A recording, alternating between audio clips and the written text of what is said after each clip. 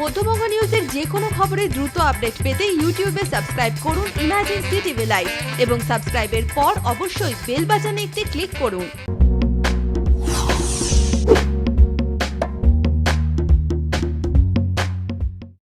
আগামী 23 এপ্রিল মুর্শিদাবাদ লোকসভা কেন্দ্রে ভোট গ্রহণ।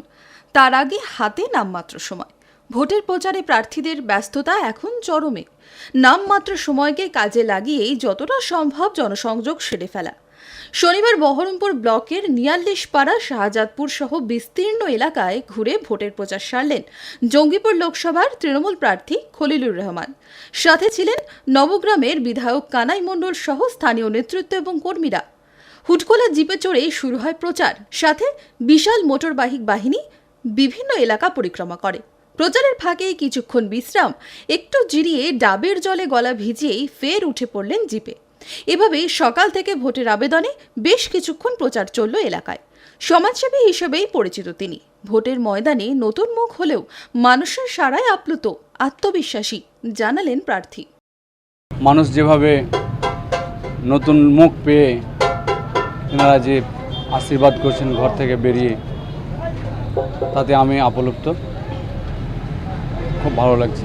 লোকে যেভাবে আমাকে সাড়া দিচ্ছেন তাতে আমি দুঃসন্দ আশাবাদী। প্রচারে ছিলেন দলের অন্যতম সৈনিক নবগ্রামের বিধায়ক কানাই মণ্ডল। প্রার্থীর জয়লাভ নিয়ে আশাবাদী তিনিও। এই ভোটের প্রচারে মানুষকে নিয়ে এগোচ্ছি। সমস্ত ভোটার আন্তরিকভাবে আজকে 15 বছর ধরে আমাদের এই লোকসভা কেন্দ্রে যে জগদ্দল পাথরটা চেপে বসে আছে, আজকে কংগ্রেসের প্রার্থী হয়ে যিনি জিতেছিলেন, একেবারে এই 15 বছর ধরে যারা ছিলেন, তারা এই নবগ্রাম বিধানসভার কেন্দ্রের কোনো উন্নয়ন করেনি, মানুষের পার্শ্বে থাকেননি, মানুষের সঙ্গে যোগাযোগ রাখেননি। যার ফলশ্রুতি হিসাবে আজকে খলিলুর রহমান জঙ্গিপুর কেন্দ্রের একেবারে হচ্ছে মাটির মানুষ হিসাবে, এই কেন্দ্রের ভূমিপুত্র হিসাবে আজকে বিপুলভাবে মানুষের সাড়া পাওয়া যাচ্ছে। এবং এই নির্বাচনে আমাদের প্রার্থী মমতা ব্যানার্জির মনোনীত প্রার্থী খলিলুর রহমান সাহেব বিপুল ভোটে জয়যুক্ত হবেন।